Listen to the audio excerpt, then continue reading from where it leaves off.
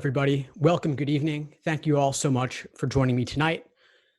Exciting times with the new online LSAT-Flex. I wasn't initially planning to talk about that. I thought that being under quarantine would be enough change, but it looks like there's just one change after another being thrown at us these days, and we've got to make the best of it, turn lemons into lemonade, so to speak. And so rather than focusing only on the obvious fact that most of us are under stay-at-home orders, under quarantine, unless we're working in essential services, there is a lot to be doing, a lot to be working on, not only about LSAT prep while under quarantine, but to deal with the online LSAT-Flex being thrown our way. And I would imagine that a lot of you are taking that online LSAT-Flex either in May or if and when the June LSAT is canceled, which I expect it will be, then there will be another LSAT-Flex likely in late June, I predict. And then July, August, beyond, who really knows? So anyway, I've got tons of questions in the chat here. I will do my best to get to as many of them as possible a little bit down the line. For now, my plan for tonight is to do a brief overview of the new online LSAT-Flex and how best to prep for it, then to spend some time talking about how to make the most of LSAT prep time under quarantine. I would imagine that a lot of you have more time to study than you might have had otherwise. I'll talk about how to go from the basics, LSAT 101, all the way to a 180, a top score, to get inside the mindset of the test makers. I'll talk about score plateaus and how to overcome them. And then, of course, as always, I will open the floor to any questions at all that any of you have about LSAT-Flex, the online LSAT, the digital LSAT, how best to make use of your time under quarantine, and whatever else you have in mind. I will also do my best to get to the dozens of questions here in the chat. So anyway, what is the new online LSAT-Flex? LSAT, the Law School Admission Council, LSAC, just announced the new online LSAT-Flex last week, along with their inevitable cancellation of the April LSAT. So since the LSAT cannot be administered in person naturally, it must be administered online because the show must go on. Applicants have got to be able to take the LSAT, and law schools need applicants. And many folks were counting on the April LSAT. They're counting on getting a new or getting any score on record. So the LSAT-Flex is an adapted version of the LSAT specifically for it being administered online. Most noteworthy, it is 3 sections, not 5.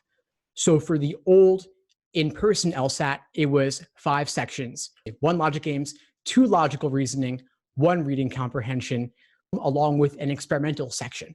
So 5 sections, 4 of which were scored, plus the writing sample administered later. The online LSAT-Flex is 3 sections back to back, and that's it. You're done. So 3 sections, 1 logic games, 1 logical reasoning, and 1 reading comprehension. So big change there. It is shorter. Rather than being well over 3 hours, it's now only 2 hours and you're done. Big change there, both from an endurance perspective, as well as simply from the fact that you're doing it at home in the comfort of your own home environment. No distracting other test takers, no distracting proctors, none of those environmental concerns. I remember back in the day, a lot of folks taking the LSAT at a test center in the fall while homecoming is going on and the marching band is right outside, or the fire alarm goes off at your test center. That's no longer a concern. Now your concern is, can you get your roommates, your family, your significant other, your dog, can you get all of them to be quiet for just 2 hours so you can get your LSAT done? Big change there. Folks are asking me all the time, including in the chat right now, will the LSAT-Flex be only for May and possibly only for June as well, or will it be beyond that? LSAC, the Law School Admission Council, has indicated that they desire to go back to in-person administrations as soon as they possibly can. They even talk about doing smaller, more frequent test administrations to keep the in-person thing going. Personally, I don't really see that happening. That doesn't seem logistically feasible to me. My prediction is that it will be Flex for the long term. I think it's hard to go backwards on technology, especially since once they can work out any kinks with the online LSAT, it'll be smoother. each LSAT Flex administration, they will get better and better at administering it. And it's got a huge convenience factor. I've heard from students over the years who had to take international flights just to take the LSAT, or testing centers would get booked up quickly and folks had to go travel far distances, stay at a hotel overnight, commute 2 to 3 hours, and they would be stressing for weeks on end about when they would be assigned a test center, and then only to discover that that test center was not at all convenient for them. And if the COVID-19 pandemic continues, whether ongoing or on and off, it's going to be too chaotic to keep canceling test administrations, switching them to online LSAT Flex, when the online LSAT Flex could be administered all the time, year round, regardless of whether there's a COVID-19 situation or not. There are lots of logistical and financial costs to administering the LSAT in person. LSAT Flex removes all of those. Of course, the LSAT Flex presents its own unique challenges as well, like if a student doesn't have a suitable device, in which case, reach out to LSAC and they will connect you with a loaner or an alternative means of taking the LSAT. They've got to do that. Obviously, they can't let access to these devices be a barrier. Now, a lot of folks are concerned about law schools extending deadlines to account for the April LSAT being canceled. The answer is that overall, most law schools will extend deadlines if they haven't done so already. Deadlines are based on the world being as we expect it to be under the previous state of affairs.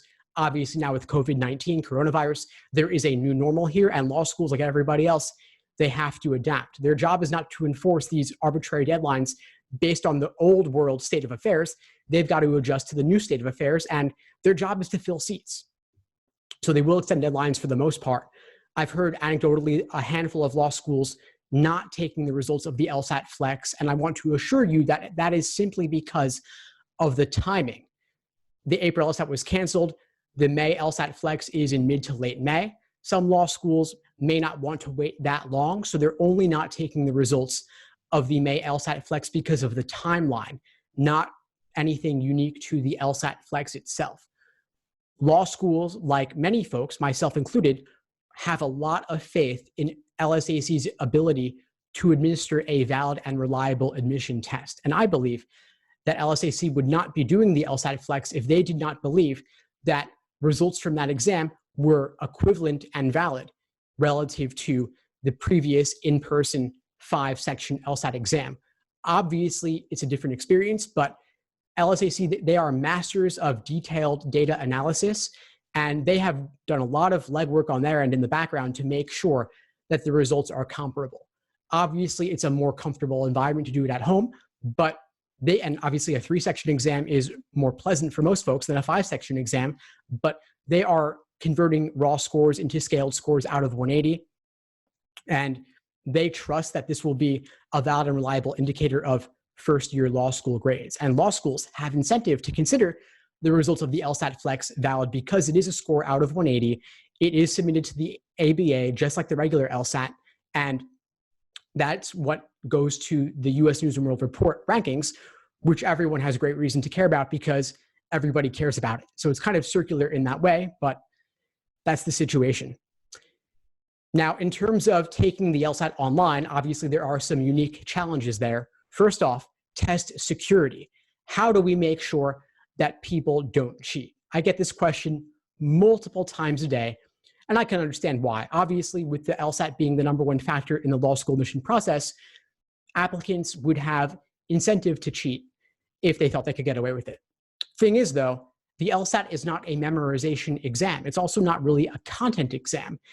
It is an exam of critical reasoning and analysis, deductive reasoning, and namely pattern recognition, which comes from doing dozens and dozens of exams to understand the underlying methods of reasoning.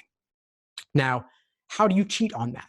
You can't fit that all on an index card or a Post-it note. There is very little to memorize for the LSAT. The biggest benefit one could get by cheating would be if one could get a prior copy of the exam, a prior copy of the answer key, or get extra time.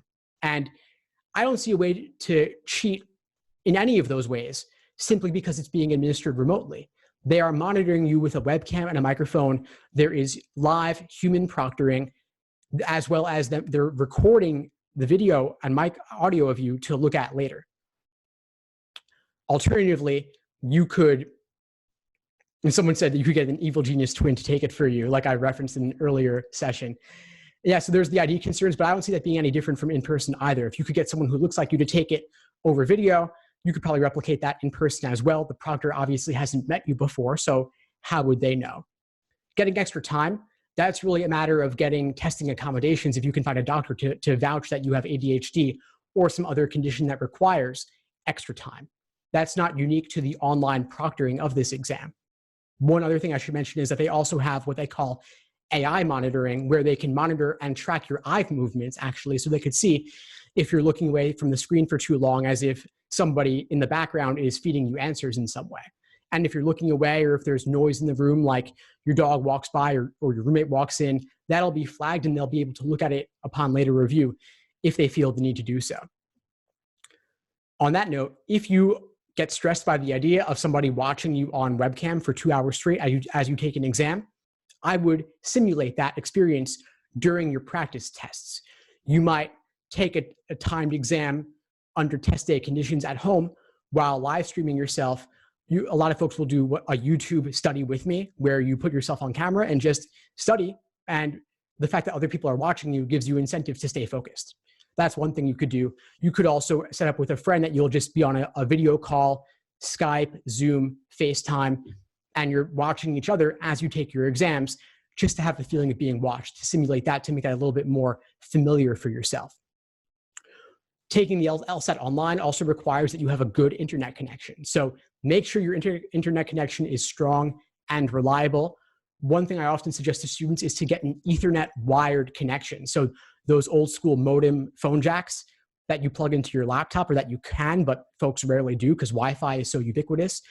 A wired internet connection is more reliable than a Wi-Fi connection, so you might want to do that. And if you don't have a good connection at home, assuming stay-at-home orders don't continue for too long, but you're still doing flex, you might take it at a friend's house or at an office. And if your connection just simply isn't that good, again, like not having a good device, reach out to LSAC and they may be able to connect you with a location with good internet. Now, what is a proper device? ProctorU, the organization administering the LSAT-Flex, they require that you use a Windows or Mac desktop or laptop. So a Chromebook is not suitable. A tablet is not suitable, ironically, since the previous digital LSAT was on a tablet, and you can't do it on a smartphone either. So just some things to be aware of there. Now, one other thing to note is that the LSAT-Flex, like I said, it's 3 sections, not 5. What this means is that endurance becomes a little bit less important than it previously was. And each question you're taking with 3 sections, a 3-section exam, is worth more. So you're doing about 75 scored questions rather than 100 scored questions. So each question is worth slightly more, and you want to be warmed up beforehand. You don't want to take an entire section just to get into the rhythm of things when the exam is going to be over 2 sections beyond that. So maybe do a handful of warm-up questions before you actually hit start on your actual scored online LSAT-Flex. You'll notice also that your books of published LSAT prep tests, as well as the prep tests inside the official LSAT Prep Plus program, are 4 sections. The reason they're 4 sections is that that's what was scored and counted under the previous in-person LSAT administrations. Now, I said it was a 5-section exam before. That's because the experimental section was administered on test day, but it was not released at that time because it was saved for a future LSAT administration. So when you're doing a timed practice test for LSAT-Flex with only 3 sections, simply skip one of the logical reasoning sections, because the LSAT-Flex has 1 games, 1 reasoning, 1 reading comp. Now, previous in-person LSAT, 4 sections, 2 logical reasonings. Logical reasoning counted for half the exam. Now, it is only 1/3 of the sections that you're doing. What is still an open question at this time in mid-April is that we don't know whether logical reasoning will be weighted differently to make it count for half, or whether it will count for only 1/3 of the exam. I could see it going both ways on this. It's 1/3 of the exam, maybe therefore it counts 1/3. Back in the 1980s, the LSAT only had 3 sections, just like it does now for the Flex, and each section was weighted equally. But alternatively, Since 1991, for nearly 30 years, logical reasoning has been weighted as half the exam, and that is what the LSAT's predictive validity has been based upon. The idea that logical reasoning might be more indicative of your 1L performance relative to the other sections of the games in the reading comp. But logical reasoning is also content-wise somewhat in the middle between logic games and reading comprehension. It's got a little bit of formal logic, but it also, which is more similar to games, but at the same time, it's quite wordy and contains arguments like reading comprehension does. So I could see it going either way. I could also see it being a wash where it may not really matter that much at the end of the day. So open question. Hopefully LSAC will release more on this soon. They're having a webinar tomorrow afternoon where they promise to answer many questions related to the LSAT-Flex. And this is the most popular upvoted question, both in my LSAT Unplugged Facebook community, as well as to LSAC during their last week's webinar. So we will see what they say on that. I can't emphasize enough to practice on the online LSAT platform, official LSAT Prep Plus. It's more important than ever since the LSAT-Flex is the new way of the world, at least for now, and it may actually be extended internationally with time. I don't really see any reason why they wouldn't, given all the logistical benefits of getting tablets halfway around the world. I can't see them looking to deal with that logistical nightmare if they were to transition to digital in person. I see them jumping over that and going straight to LSAT-Flex. So we'll see. Last thing I want to say regarding LSAT-Flex is you've got to get used to taking practice tests at home. A lot of folks have done that in the past, and they were missing out on the ambient noise and distractions one would get from a test center. Now, you actually want to avoid those and practice in a quiet space. So make sure that when you're taking practice tests, your home environment is quiet, no interruptions, no distractions. Get agreements from your roommates, your family, your significant other, your pets. Keep them busy with a food toy or something just to get out of your way for a bit, so they can leave you alone for those 2 hours, both for your practice tests and ultimately for your actual test day itself, of course. Also, clean up your study space. If your desk is messy, if you've got things all over the place, especially since you're home a lot, you might have accumulated some rubbish there.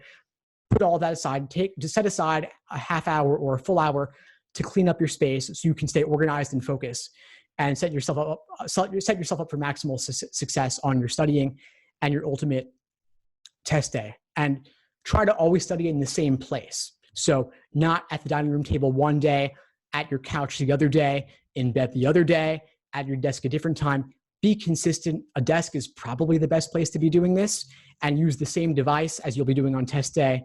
So don't practice on a tablet if you're doing LSAT-Flex.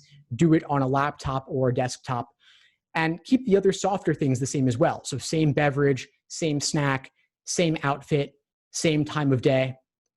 The LSAT-Flex will actually be somewhat flexible regarding when you take it as well.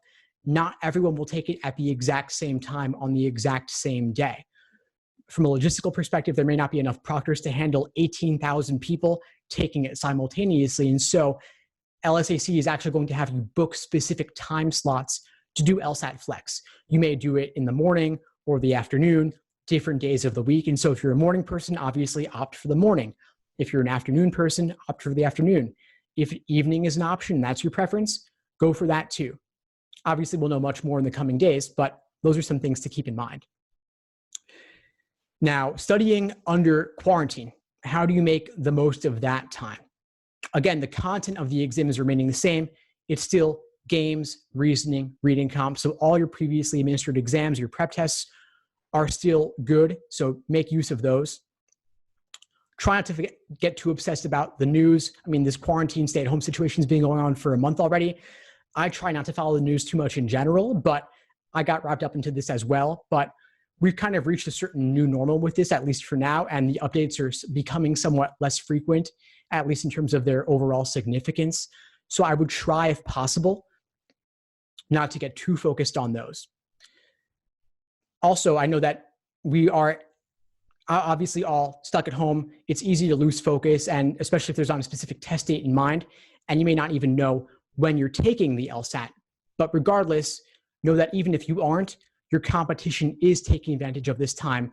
And whenever you take the LSAT, it will still be the #1 factor in your law school admission process. So if you can, make the most of this time. Do what you can to stay on track with your studying. And if you have more free time than usual, Take advantage of the time, seize the opportunity, because you're eventually going to take the LSAT one way or another. Now, I've got a framework in mind borrowed from Nir Eyal's Indistractable about how to incentivize yourself to stay focused. There's 3 parts to this: effort, price, and identity. Effort involves making it as easy as possible to study for the LSAT. That means have your prep books ready to go, have a study plan that removes all the ambiguity around what to do. Have your books set out on your desk in the morning, get them ready the night before if you need to. Have your schedule blocked out so you know this is your study time and nothing else will interrupt that. If you're using Google Calendar or similar, block off that time to make sure it happens and nobody else can book your time. Nothing else can get in the way. With regard to price, set up some incentives for yourself. You might have an agreement with a friend where for every day you don't study, you've got to give them $5 or you've got to donate $5 to charity. Monetary incentives could be useful in this case, and there is money attached to you because your LSAT score is worth a ton of money in scholarships or getting into a better law school. Getting a high LSAT score will be the easiest money you ever make. If you study for 3 months, 5 hours a day, but you get $20,000 in scholarships as a result of that studying, that's a pretty high hourly rate, at least for the average LSAT taker from what I understand. So it's well worth it. And so if you could set up little incremental rewards or punishments along the way, that could keep you moving. As far as if you're getting discouraged during your LSAT studying, a couple of things to keep in mind. One is that this is a marathon, not a sprint. Don't place too much emphasis on any one LSAT result. The average of your most recent 5 practice tests will always be the best indication of where you stand. So scores fluctuating is totally normal. I've never heard of a student whose scores didn't fluctuate. It's natural. There's a margin of error or a score band of 3.5 points on each end, meaning you go up one day, you go down one day. The LSAT's still a perfectly valid exam, and not every exam is equal in difficulty for you, even if they are equated to be equal in difficulty overall. So one might have an easier game section, one might have an easier logical reasoning section. So if one plays to your strengths, one plays to your weaknesses, that's just the luck of the draw. It's natural. Also know that while the LSAT as a whole is incredibly important, no one particular test date will make or break you. Law schools do not average multiple LSAT scores. They only take the highest LSAT score. So you can retake and it's no big deal. If you go up, fantastic. Your new LSAT score, the higher one, is the one you go with. And if you go down, no big deal. You still have your previous relatively higher score. Now, finally, the identity aspect, and I was speaking a little bit to that just now, but the idea is that you are not your LSAT score. Your LSAT score does not define you. At the same time, you can frame yourself as a lean, mean LSAT fighting machine. You can go into test day with the mentality that you will dominate this exam and you are indistractable. You are a logic machine, you're Spock, you're a Jedi. This is who you are. You can even put on a t-shirt to that effect that motivates you, whoever your idol is. So Harvey Specter, Elle Woods, Ruth Bader Ginsburg, whoever your favorite legal hero is, take on their identity for the next couple of months and think to yourself, what would RBG do? What would Elle Woods do? What would Harvey Specter do? And your idols, look to them for inspiration, or put Harvard Law on your computer backdrop or your phone backdrop, whatever you need, your background, just to have something motivating you along the way. Whatever your dream school is, keep that in mind. The other thing to stay on track under quarantine is to have a good study plan of attack, to know exactly what to do every single day over the course of your prep. And I include study plans in my courses for exactly this reason, so that there's no ambiguity about what to be working on. Every single day, you have it laid out for yourself exactly what to be doing. Now, as far as the basics, the fundamentals of the LSAT 101, I've covered that extensively in a variety of outlets. And so I'm not going to go into all of that again. I'm assuming you already have an idea of games, reasoning, reading comp, what those involve. I want to jump instead to getting the top score, 170 plus to 180, getting inside the mindset of the test makers.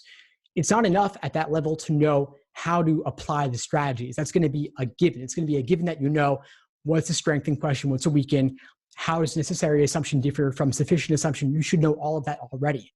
But you should know, for example, when it comes to my sufficient assumption formulas, why the formulas work, both in the abstract and then in the practical application with regard to specific LSAT questions. In my courses, in the master classes, I'm going over specifically how to engage in a detailed review process. And I'm critiquing student written explanations to help you improve on knowing exactly what to be doing to articulate your thought process. Because if you can't explain it to a 5-year-old, if you can't explain to a person on the street, then you don't understand it on a deep enough level.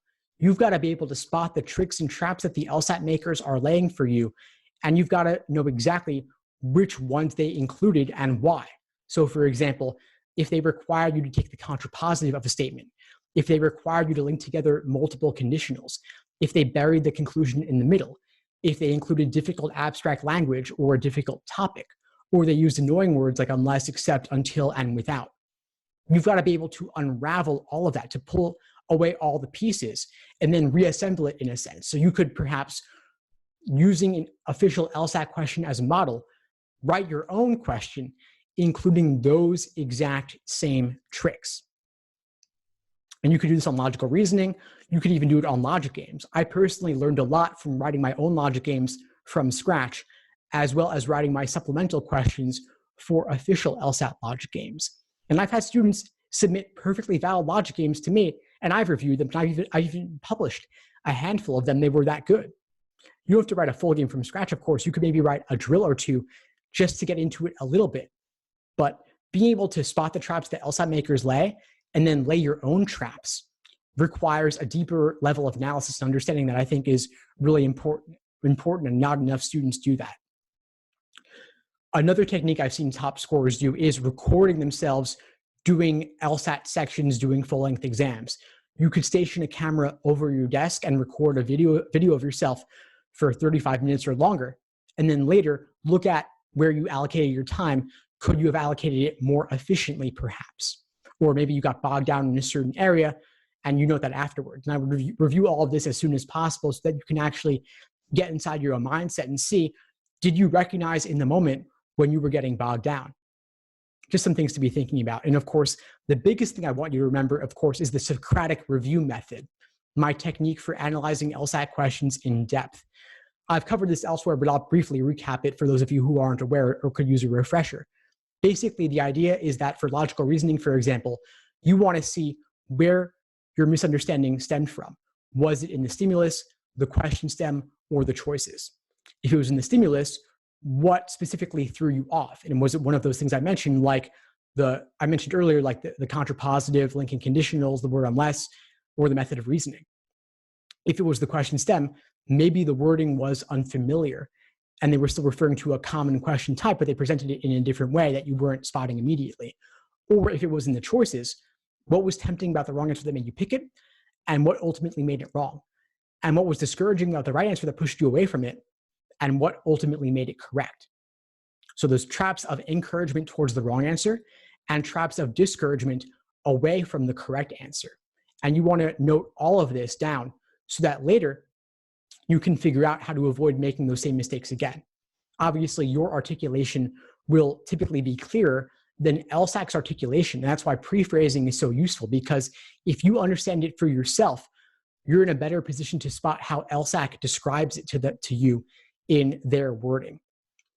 Now, speaking about score plateaus, I think that deepening your review in the way I've described is really the biggest thing you could do. Most students don't spend enough time on the review process. And my framework for LSAT studying, the laser approach, learning, accuracy, sections, exams, and review. Review is the last part, but it's often the most neglected. Students often spend too much time on the exams portion, taking exam after exam and measuring themselves, rather than doing fewer exams and reviewing them in more depth. And the LSAT-Flex being only 3 sections rather than 5 means that you could theoretically take more practice tests than you would have otherwise and still review them in more depth. But I don't want you suddenly doing 4 exams a week or an exam every single day just because you have 2 hours a day to do that.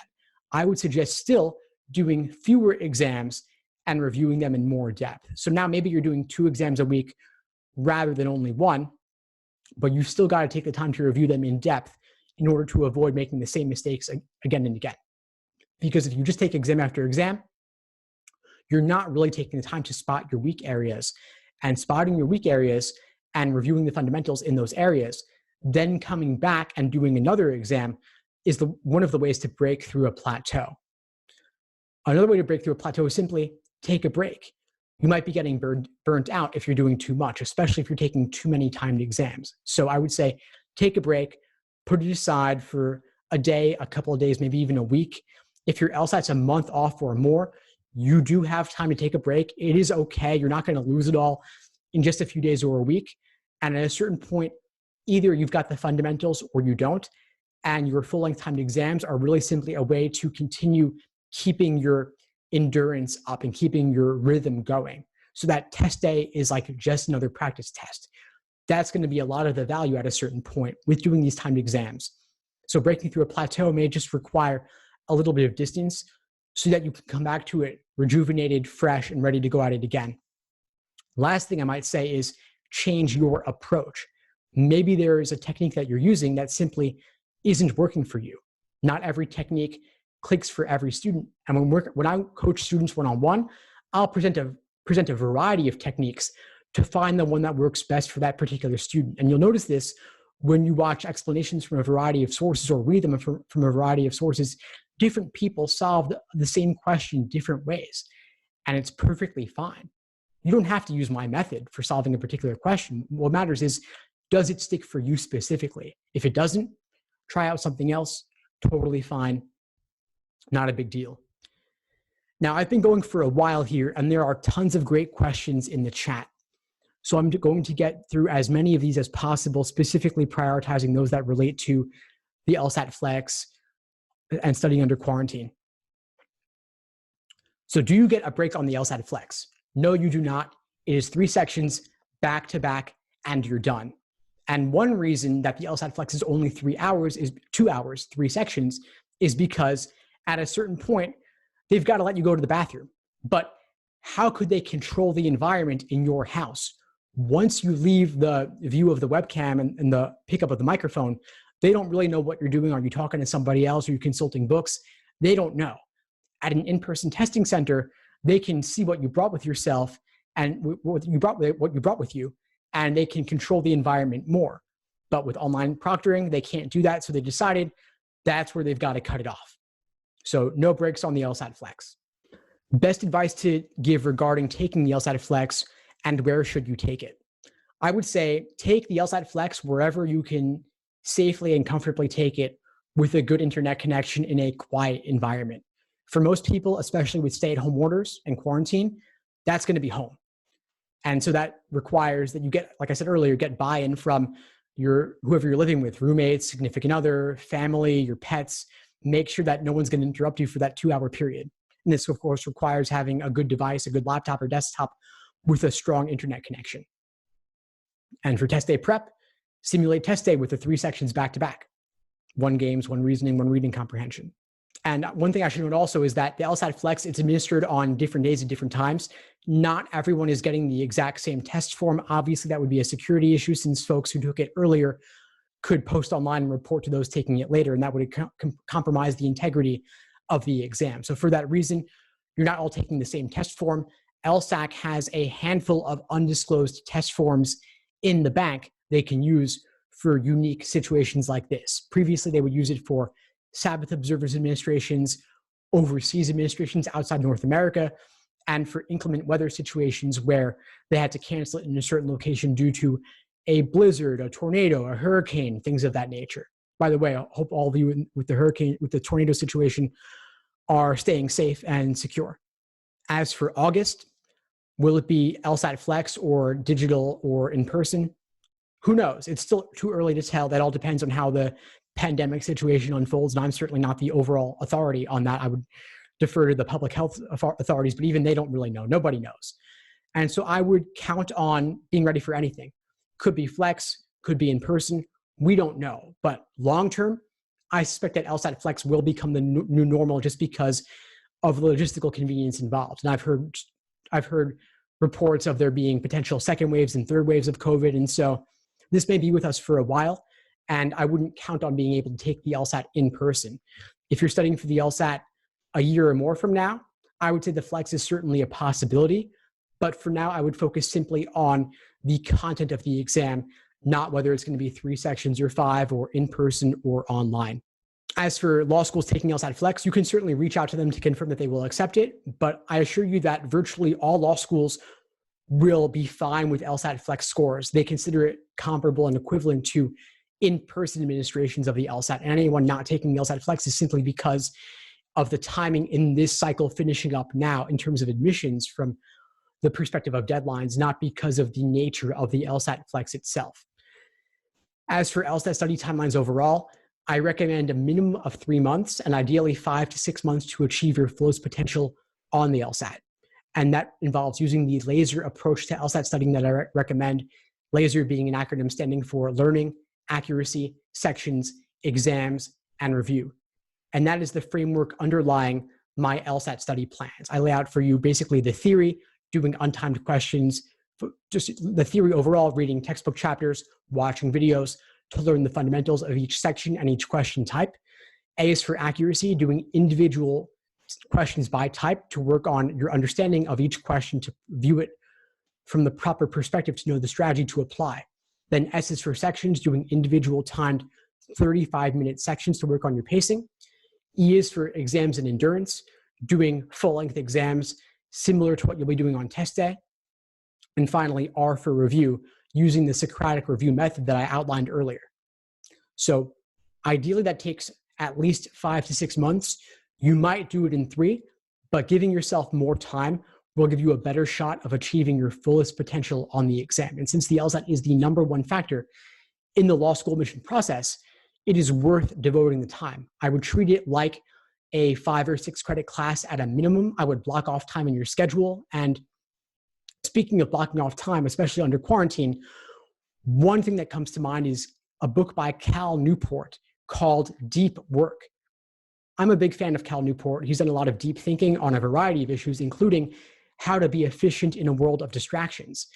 And he lays out 2 different ways to make the most of your time to get things done. One of them is blocking off time in your schedule every day or every week. So you could say maybe Fridays from 9 a.m. to 12 p.m., that is your LSAT study time, or maybe 9 to 12 every single day. Blocking it off, uninterrupted, no internet, no smartphone, nothing else can interrupt you. Alternatively, he talks about taking a sabbatical or taking a retreat, taking a vacation where you are away from all distractions for 1-2 weeks straight, 1-2 months straight. And that's obviously a lot and very difficult for most people. But one silver lining to being under quarantine might be that other obligations are not as pressing for you. Maybe you lost your job. Maybe you're on furlough. Maybe you finish your semester early. Obviously, that's very difficult and potentially very damaging from a financial perspective for you, at least for now. But one benefit could be that without those other things in your calendar, you might have 1 or 2 weeks with nothing to do at all. No obligations, no responsibilities, nothing booked, no conferences, no meetings, no socializing in person. And so if that's your situation, you might be able to buckle down and focus with nothing else going on for you. You could just do nothing but LSAT studying. Obviously, don't go overboard on it.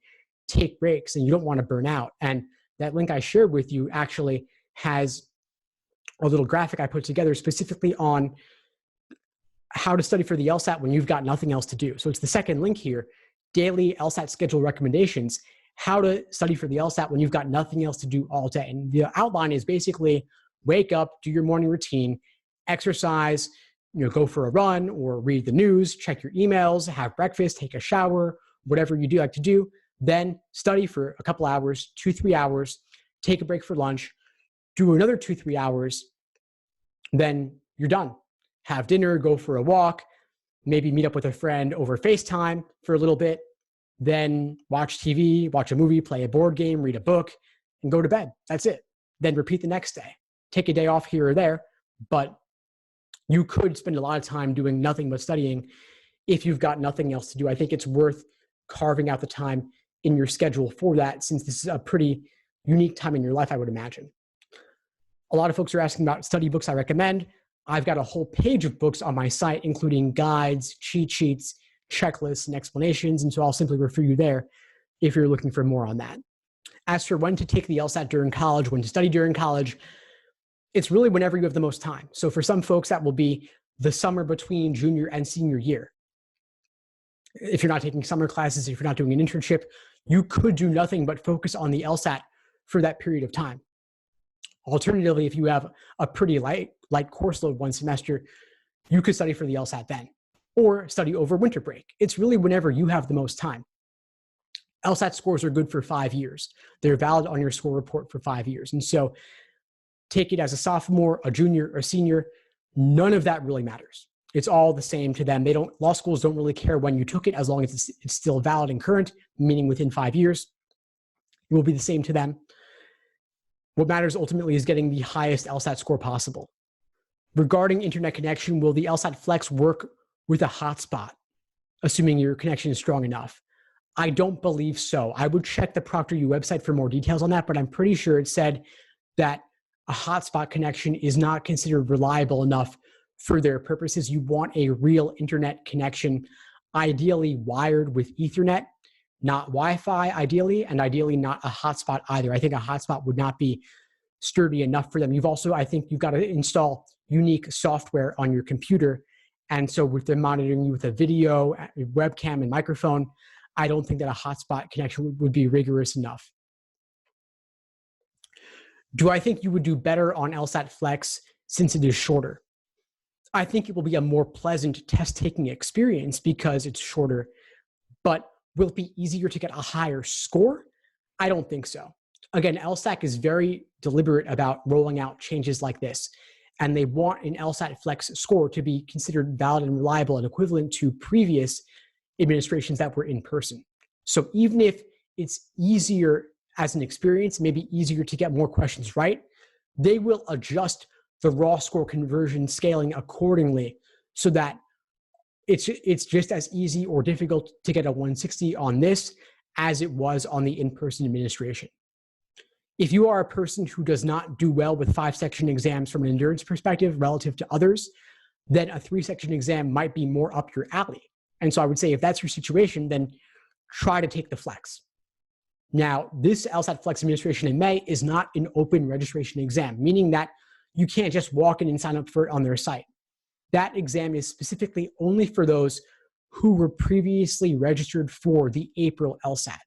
But I expect that the June LSAT will also be canceled and administered as an LSAT-Flex as well, in part because the June LSAT is scheduled for June 8th, but many states have stay-at-home orders until June 10th. So I don't see a way in which the June LSAT could go forward given the stay-at-home orders. I believe it will be canceled eventually and be another LSAT-Flex. So if you want to do the Flex, if you expect that you'll be ready in time, I would register for the June LSAT now, because once that is canceled, they will probably auto-register you for the LSAT-Flex. Now, if you're registered for the Flex, but you don't want to do the June LSAT, if you register for the June LSAT, but you don't want to do it as an LSAT-Flex, you can reach out to them and they will let you register for a different future test date as well. They will give you a coupon for another LSAT good through April 2021. And potentially one of those LSAT administrations might be in person. Now, if that doesn't work for you either, of course, you could reach out to LSAC and simply ask for a refund. They're not looking to keep your money for an LSAT that you didn't sign up for. They may take a little bit of time to get back to you because they're inundated with customer support requests right now, given all the recent changes. But they will ultimately make right on that and give you the chance to do it at a future date that works for you, or give you a refund. As to where you can buy LSAT prep books, the books of LSAT exams in print are available on Amazon in books of 10 for about $20 each. Alternatively, I highly suggest getting the digital LSAT exams instead on official LSAT Prep Plus. That is available inside your lsac.org account. You go in there, it's $99 per year to get access to the majority of the exams in the online digital LSAT format. Again, 4 scored sections, not 5 because they're not publishing the experimental section. So to simulate the LSAT-Flex, simply do the 3 sections, 1 of games, 1 reasoning, 1 reading comp, skip one of the logical reasonings, And if you want to get a rough approximation of how that would convert into a scaled score out of 180, you might simply double your logical reasoning performance, and that would give you a rough approximation. It might not be perfect because, again, we don't know whether they're double weighting logical reasoning or not.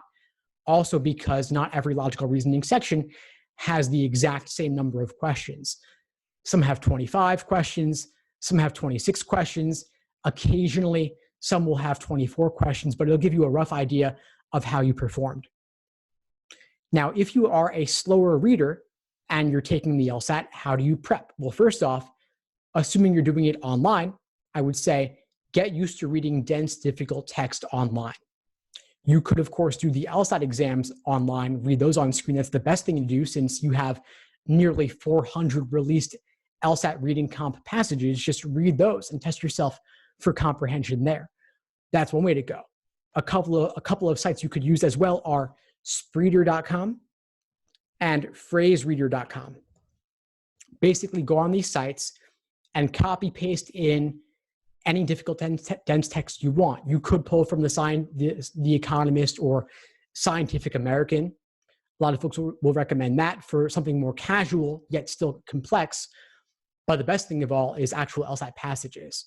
And you can actually, on those sites, play with increasing your reading speed by displaying the text to yourself at increasingly fast speeds, kind of like you're putting yourself on a reading comprehension treadmill, increasing words per minute. So instead of doing 250 words per minute, you could increase to 275 or 300 words per minute and see if your comprehension drops off a bit. And if it does, reduce the speed. Otherwise, increase the speed, but get used to reading that text on screen since that's what you'll be doing on test day. Like anything else, practice is the way to go. As for scratch paper on the LSAT-Flex, I am almost certain that they will give you scratch paper. ProctorU typically has the ability to allow it, but that's based on LSAC's rules.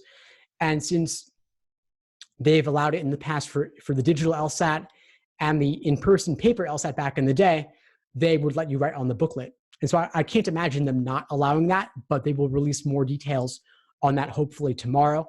I have heard anecdotally from students that LSAC did confirm scratch paper, but we'll know more, including the number of pages, hopefully very soon. As for taking the LSAT in October or beyond, will it be Flex or digital? Too early to say. Again, based on the COVID situation, I would be ready for anything, but long-term, I would predict that Flex is entirely possible. And I do also expect that the Flex will have the same format, almost identical to the digital tablet LSAT. So you're going to have the same layout with the countdown timer, with the ability to increase and decrease the text size, the line spacing, the brightness and such, one question at a time. All of that will remain pretty much the same. As for typical law school application deadlines, those have been getting longer and longer in recent years. It used to be that the February LSAT was considered late. Now I believe that nearly every law school is taking the February LSAT results, and they're pushing it back as they need to, especially this cycle with the March LSAT being canceled, the April one being canceled. They've got to extend them. And so those deadlines are really fluid. They're not really fixed. Law school's always been on a rolling admissions basis, but that timeline is extending more and more. And so I would obviously reach out to law schools as necessary to ask about those deadlines, and those deadlines are constantly changing over time. As for this cycle right now, I think that a lot of law schools are still taking applications at this moment in time as we speak in mid-April. They extend them as their particular situation warrants for that specific testing cycle. What do I think of Khan Academy? I'm always glad to see more free resources. I like Khan Academy in general. I'm a big fan of Sal Khan and what he's done for education, but I'm not too impressed with their LSAT prep product specifically. I think their explanations are sometimes imprecise and occasionally even wrong, and I wouldn't use it as a sole basis for your prep. I think it's a great source of free LSAT exams. You've got 10 or 11 exams in an online digital format through Khan Academy as practice tests and diagnostics. And so I would certainly use it for that. There's really not much of a downside from a cost perspective since it's free, but I wouldn't want anybody to use it as their only source of prep. I think that LSAC should have had Khan Academy materials vetted by a trusted third-party provider for accuracy because it's imprecise and lacking in certain ways. LSAT versus GRE. I'm certainly much more of a fan of the LSAT than the GRE. I think the GRE has been more student-friendly traditionally in that it's been offered nearly every weekday, year-round. They've got a much larger pool of questions to pull from that allows them to do that. But from a law school admissions perspective, I don't really see its validity. I haven't been convinced by the data on it being a reliable predictor of first-year law school grades. I don't see it really relating to law school much at all. I'm not really sure what it's testing. It's kind of like it's an SAT, but a little bit harder in certain ways, a little bit easier in certain ways as well. Like, I'm not sure what math and vocabulary have that much to do with law school. I see the LSAT being much more closely tied to performance in law school, navigating difficult, dense text, critical reasoning ability, deductive reasoning, issue spotting. I think the LSAT is much more closely tied to what you're doing in law school. And I don't think anyone's getting into law school with the GRE who wasn't going to get in with the LSAT. You also have the benefit of the LSAT in terms of it boosting your chances if law schools have reason to take you, because your LSAT score will boost their medians and help you get into a better, it'll help raise them in the ranks. Then you're doing yourself a disservice by missing out on that since we don't really know how the GRE is being calculated. It's not having the same impact in the US News rankings. So if you could do well on the LSAT, certainly go for that. If you're taking the GRE only and neglecting the LSAT altogether, you're not going to benefit from that potential boost in quite the same way. Someone asked me to recap LASER. So LASER is my recommended approach to LSAT studying. LASER is an acronym standing for Learning, Accuracy, Sections, Exams, and Review. So it's the framework for LSAT self-study. I included the links in the chat, and I will include them again. That's the link to the books, and the study schedules are listed there. And here's all the resources again. The schedules are the first couple of links there. Is the January 2020 LSAT too late to apply for fall 2021? No, it is not. January is still perfectly reasonable in the cycle to apply to start law school the following year, certainly, even for the same year. So if you took the January LSAT a couple months back, you could start law school the same fall. Most law schools will take the results of the January LSAT, and very few won't. Applying slightly later simply gives you potentially less scholarship money and slightly lower odds, but it's still perfectly valid and useful, and most law schools will still take the results of the January LSAT. And if you're applying to start law school over a year and a half later, it's totally fine. Pretty much any law school would take those results. Now, as for timelines and getting your results back from the LSAT, traditionally, it's taken about 3 weeks to get your score back from the in-person LSAT. For the LSAT-Flex, they're getting the scores back in 2 weeks. And that's because they're able to, and because law schools really want those results at this point in time, because it's already going to be early June by the time the mid-May results come back, if not later. So law schools want those scores. They want to make decisions. So 2 weeks is what you have to wait. And with that in mind, I'd say during those 2 weeks, work on other aspects of your application: personal statement, optional essays and addenda, your resume. Get all of that done if you haven't already. You've got that time to take advantage of with nothing else to be working on other than, since the LSAT's done, at least from a law school admissions perspective. Got a question regarding burnout here. I've got a whole article on burnout I will link you to for more on that. Overall, the idea is that if you've been studying a ton and your scores are dropping and you're not sure why and you're sick of this and want to be done with it already, take a couple days off. Not much downside to doing so. At a certain point, like I said earlier, either you know it or you don't. And you're not going to lose it all by taking a short break. You want to walk into test day being fresh and ready to go. When will the June LSAT be rescheduled to if it's canceled? So if the June 8th LSAT is canceled and they have to reschedule it, I suspect it'll be in mid to late June, if not early July.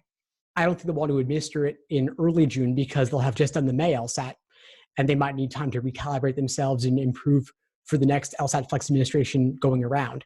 As for scratch paper on the LSAT-Flex, I suspect that based on what I've read about ProctorU, they will have you show both sides of your paper to make sure there's nothing written on it and that it's clean. I suspect they will want it to be unlined, regular white 8.5 by 11 paper. As for the number of pages, we don't know yet. I suspect it'll be roughly 12 to 14 pages, same as the in-person digital LSAT previously. I don't think they'll ask you to turn it into them afterwards. I don't think they'll want you to mail it in, and how would they know what you're turning in anyway? I don't think they're going to be that concerned about it. I think they're much more concerned about people somehow screen capturing the questions from the exam from a test security perspective. And I think that ProctorU's software will prevent that, since it will require closing all other applications, and will probably have some sort of security on your computer for the duration of the exam. As for where to get the online LSATs, again, it's official LSAT Prep Plus, and it's inside your lsac.org account. And that's where you can purchase the subscription to the LSAT Prep Plus and get access to the vast majority of them, more than enough to practice on. Now, we've been going for quite a while here. I think I've gotten to the majority of questions that I was well equipped to cover regarding the Flex, regarding the quarantine study situation, score plateaus, and review and such. I will hopefully know more on the LSAT-Flex in the coming days, especially with LSAC's webinar happening tomorrow. I will continue to update all of you with the details on that as I learn more. So please stay tuned. Keep posting in the LSAT Unplugged Facebook community. Follow me on Instagram, the YouTube channel, the podcast. I'm putting out information constantly. And feel free to reach out to me personally as well if you have any questions regarding LSAT-Flex, how to prep, general questions. I'm really happy to help however I can. Anyway, everyone, thanks for tuning in tonight. I appreciate all your great questions. Please keep in touch and let me know if you need anything at all as you move forward. Have a good night, everyone, and stay safe. Thanks for tuning into the show. Please subscribe if you haven't done so already to be notified of new episodes as I release them. And feel free to reach out if you need anything at all as you move forward with your prep. I'm happy to help however I can. In the meantime, I wish you all the best and take care.